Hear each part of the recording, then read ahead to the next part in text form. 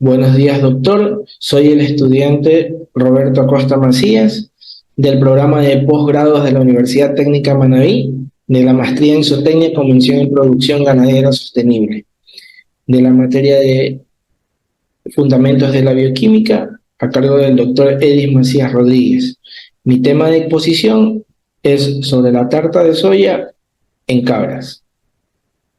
Bien, la torta de soya es un subproducto resultante de la extracción del aceite a partir del frijol de soya.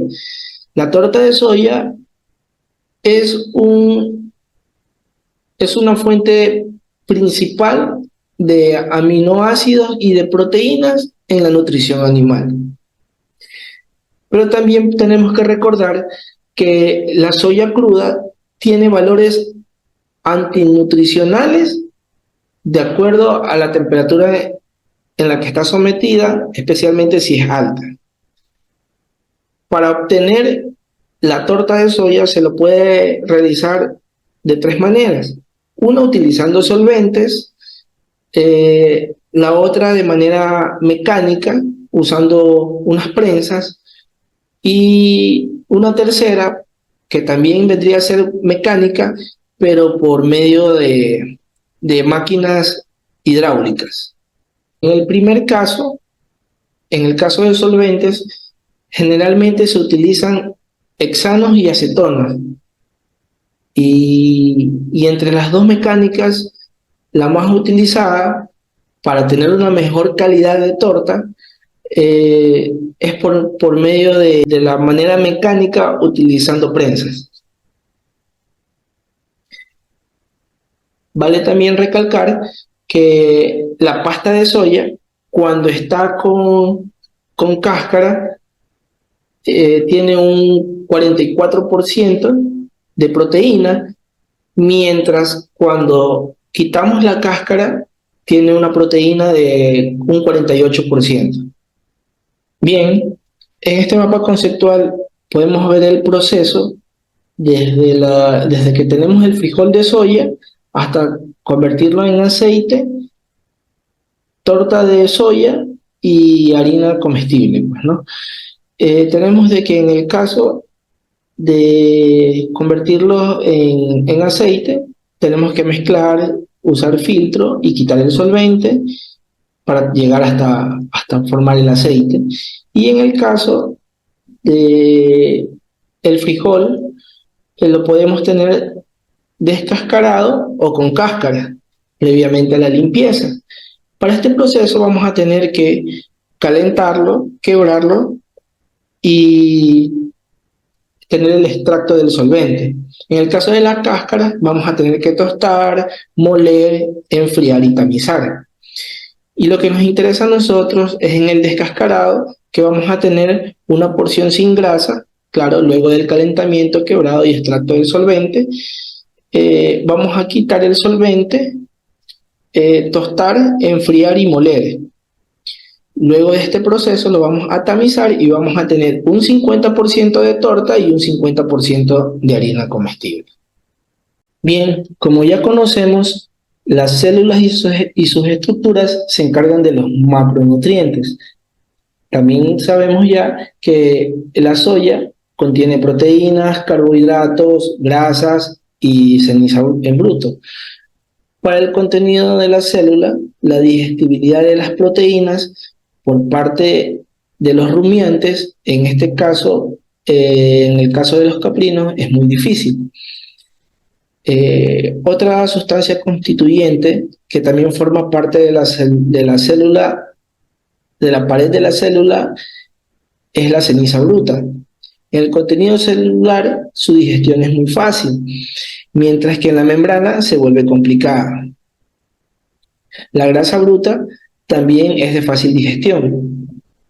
Esto puede justificarse debido a que en la pared celular está constituida por peptidoglucanos, por ende tiene afinidad con esas moléculas. En el caso de los carbohidratos hay ciertas particularidades.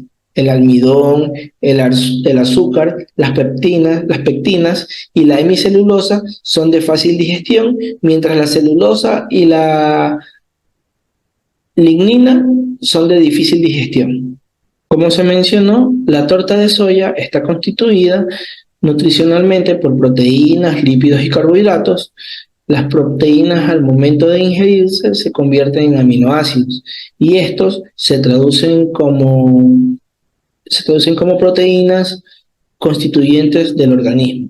En el caso de los carbohidratos, estos se convierten en glucosa. Sus reservas pueden estar en el hígado o en los músculos, y estando en los músculos se los conoce como glucógeno. La glucosa se consume en los músculos y en el cerebro. Por último, los lípidos se convierten en ácidos grasos y posteriormente en triglicéridos.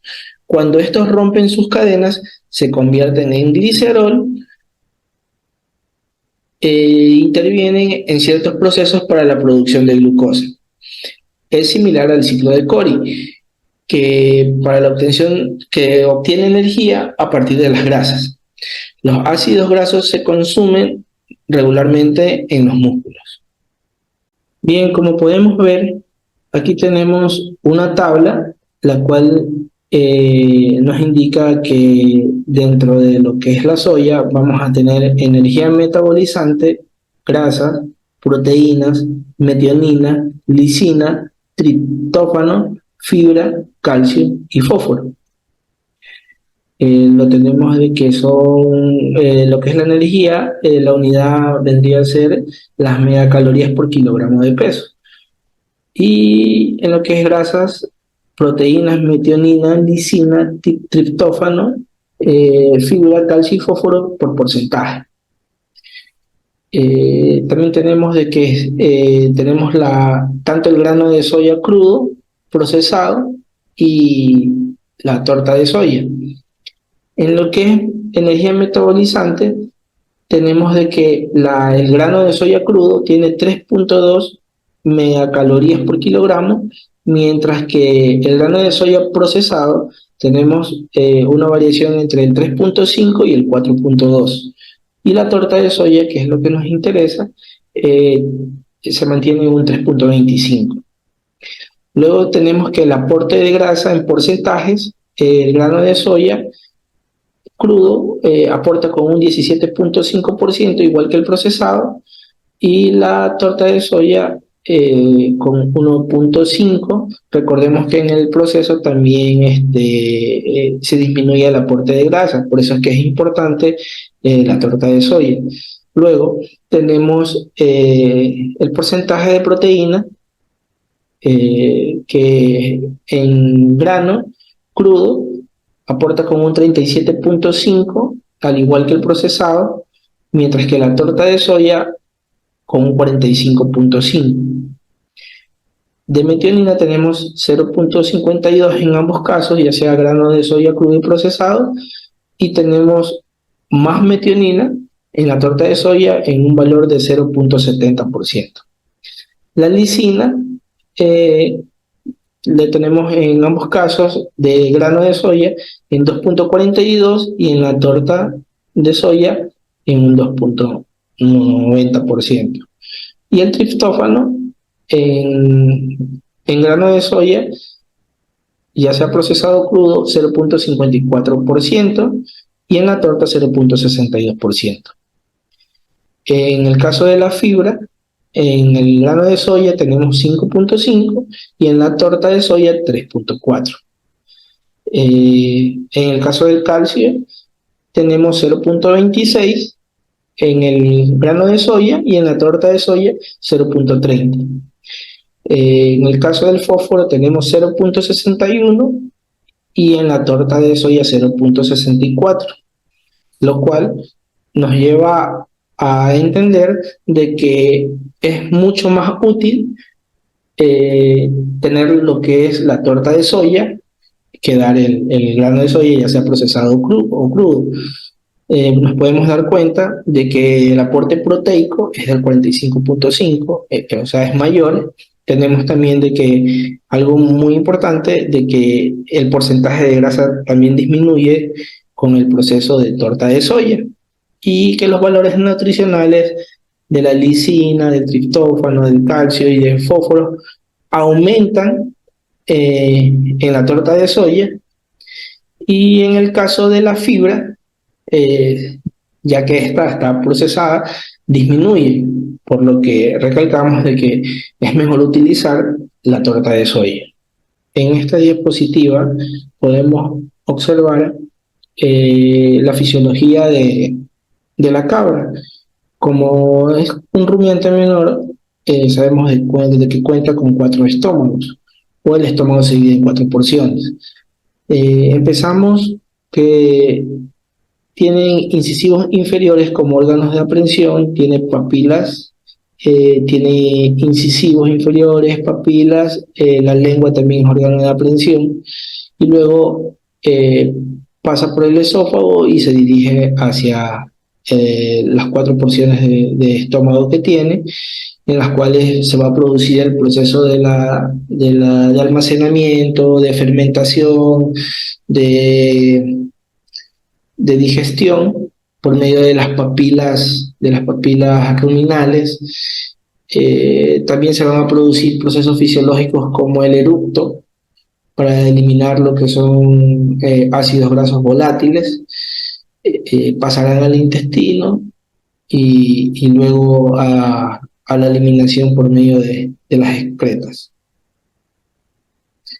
Como sabemos, las 4 porciones son el retículo, el rumen, el estómago o cuajar, que como todos ya sabemos se utiliza o se activa, al igual que en la vaca, cuando se encuentra en periodo de lactancia, y tenemos el omazo. Dentro de cada uno de estos se producen procesos bioquímicos. Ahora vamos a hablar de los preestómagos. Como ya lo dije, son cámaras de fermentación, que es donde se produce la primera parte de la digestión, pues, ¿no?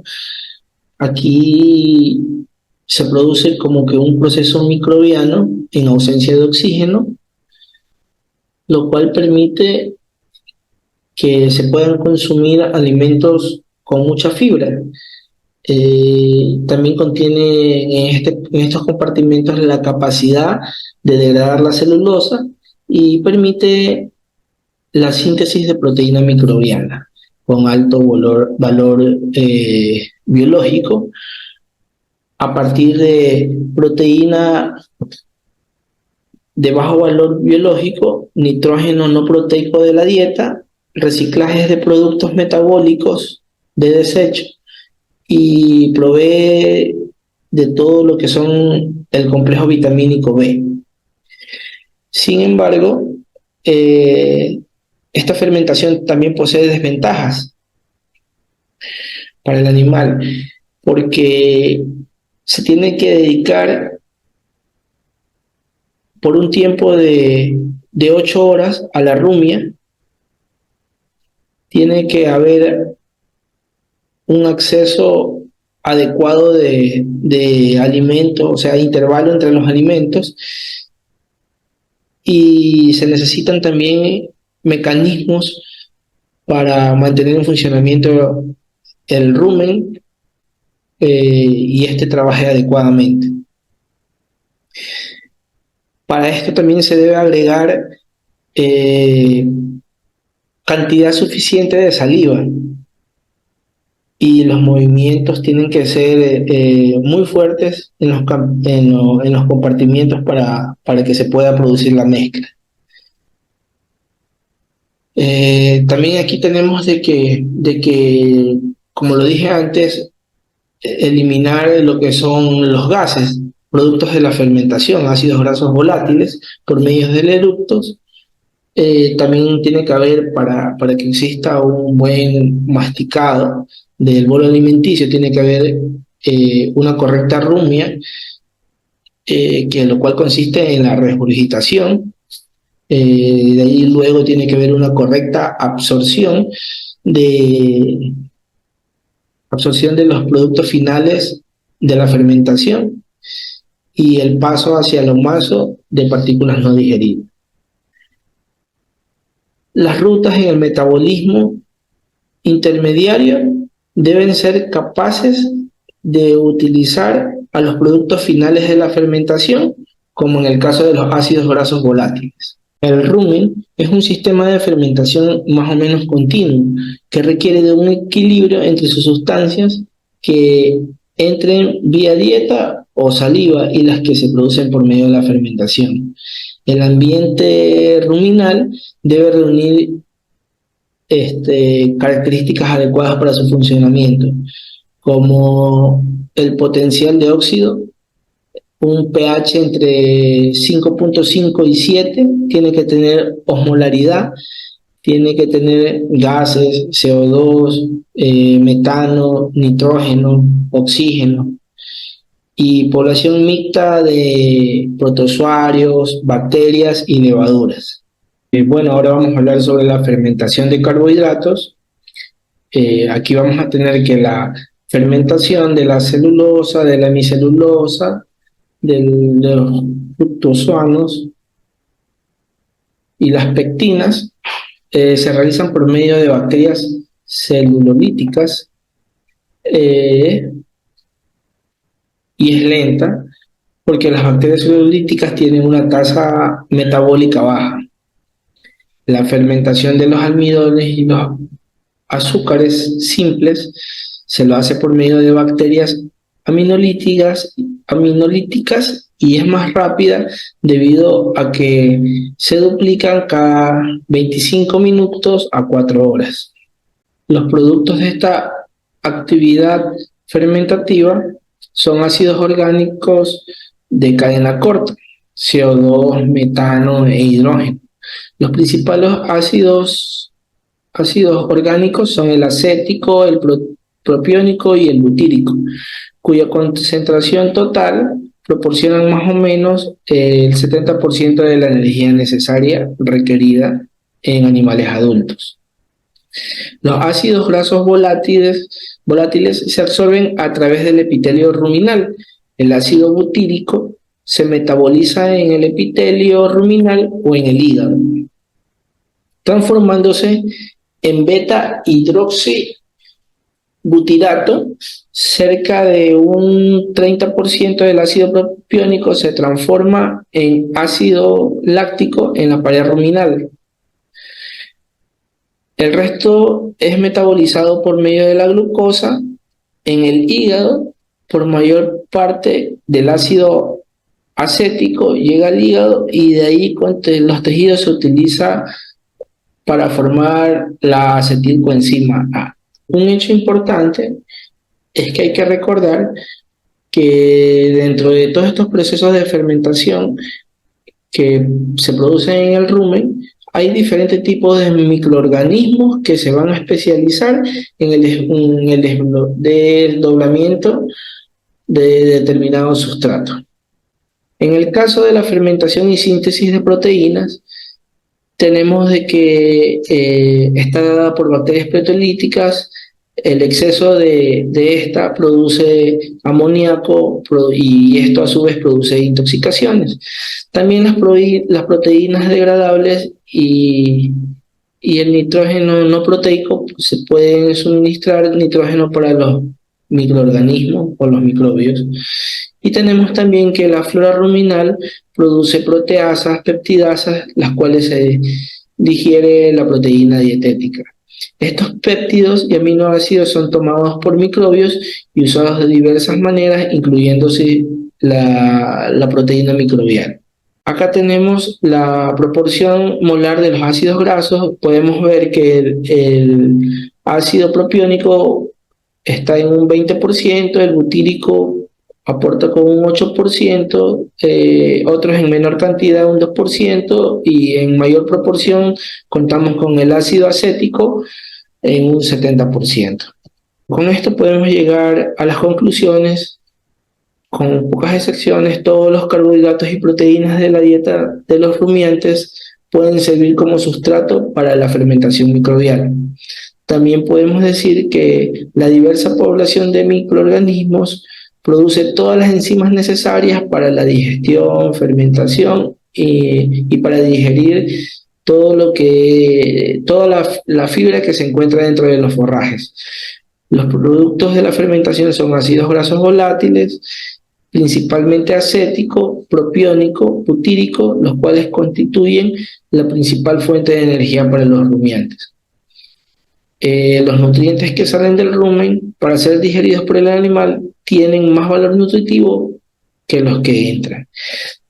También podemos decir que en comparación a los bovinos, lo que tiene que ver con la dieta y digestión, podemos decir que las cabras tienen un tipo de digestión mixta, que no ha evolucionado como el caso de los rumiantes mayores, se han quedado en un término intermedio. Bien, muchas gracias, doctor.